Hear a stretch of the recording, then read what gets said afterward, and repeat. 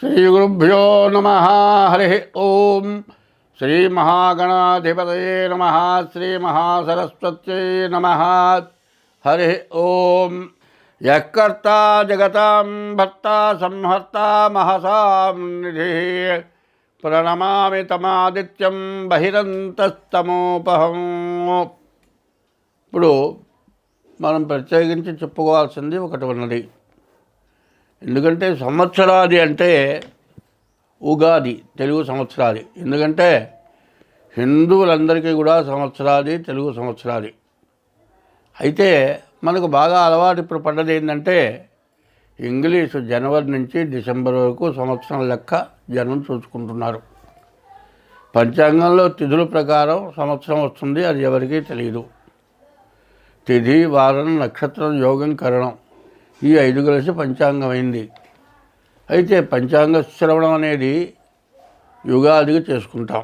కానీ ఇప్పుడు జనవరి నుంచి డిసెంబర్ వరకు ఈ 12 నెలలు, జనవరి నుంచి డిసెంబర్ వరకు 12 నెలల మాస ఫలితాలు ముందుగా చెప్పుకుందాం. అయితే దానికంటే ముందు ఈ జనవరి నెల విశేషం ఏమిటి అనేది మనం చూసుకోవాలి.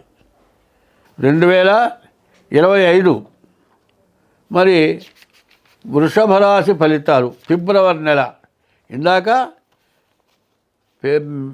మరి జనవరి నుంచి డిసెంబర్ వరకు మేషరాశి ఫలితాలు చెప్పుకున్నాం.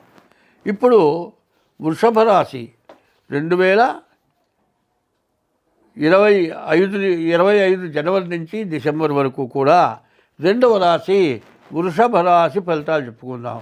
ఈ వృషభ రాశికి ఇంతకుముందు శని దశమంలో ఉన్నాడు. ఆ శని మళ్ళీ ఏకాదశానికి వస్తున్నాడు. 30 సంవత్సరాలకు ఒకసారి శని ఏకాదశానికి వస్తాడు. మార్చి 30కి వస్తాడు.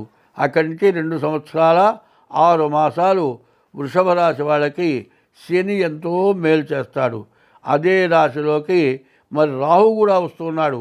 కాబట్టి ఈ రాశి వాళ్ళకి రాహు కేతుకుల వల్ల కానీ శని వల్ల కానీ ఎంతో మేలు జరుగుతుంది. కాబట్టి ఈ రాశి వాళ్ళు మరి ఈ సమయాన్ని సద్వినియోగం చేసుకోవాలి. ఎందుకంటే మంచి అన్నంలోకి మంచి కూర కావాలట. మరి మామిడికాయలతో దొరికే రోజుల్లో మామిడి పండ్లే తింటాం. మరి మామిడి పండ్లు దొరకని రోజుల్లో మామిడి పండ్లు తినాలంటే ఎట్లా దొరుకుతాయి? అట్లాగే ఈ రాశి వాళ్ళకి చాలా మంచి సమయం. మరి ఈ వృషభ రాశి వాళ్ళు మేషం నుంచి మీనం వరకు శని మరి రాహు కేతువుల వల్ల బాగుంది. అయితే ఈ వృషభ రాశిలో లగ్నంలో గురువు ఉన్నాడు. ఈ గురువు మాత్రం ఈ సంవత్సరంలో ఇట్లా ఉంటాడు. కాబట్టి ఈ గురువు వల్ల చాలా ఇబ్బందులు, కష్టాలు, అధికమైన ఖర్చులు, విద్యార్థులకు విద్యకు కానీ చదువుకు కానీ విదేశాలకు వెళ్ళటం కానీ ఉన్న ఉద్యోగంలో నుంచి వెనక్కి రావాల్సిన పరిస్థితులు కూడా రావడానికి అవకాశం ఉంటుంది. గురువు వల్లనేమో అష్ట కష్టాలు, నష్ట కష్టాలు ఉన్నాయి. మరి శని రాహుల వల్ల మంచి బలమైనటువంటి రోజులు ఉన్నాయి. కాబట్టి ఈ రాశి వాళ్ళకి దాదాపు గోచార రీత్యా కొంతవరకు బాగుంది. జన్మలగ్న రీత్యా ఎట్లా ఉందో అది చూపించుకుంటే ఎంతైనా మంచిది. మీ జాతక రీత్యా ముందుగా మీ జాతకం చూపించుకోండి, మీకు అన్ని విధాలా బాగుంటుంది. స్వస్తి. ఈ రాశి వాళ్ళు ఇందులో ఈ గురువు బాగున్నటువంటి వాళ్ళు ప్రతిరోజు మీ ఇష్టదైవాన్ని పూజించడం, శివాలయానికి వెళ్ళటం, శివాలయంలోకి వెళ్ళిన తర్వాత మరి ఈ వృషభ రాశిలో ఉన్నటువంటి గురువుని పూజించాలి. వీళ్ళు గురువుని పూజిస్తే మీకు ఎప్పుడూ ఎటువంటి ఇబ్బంది లేకుండా ఉంటుంది. స్వస్తి.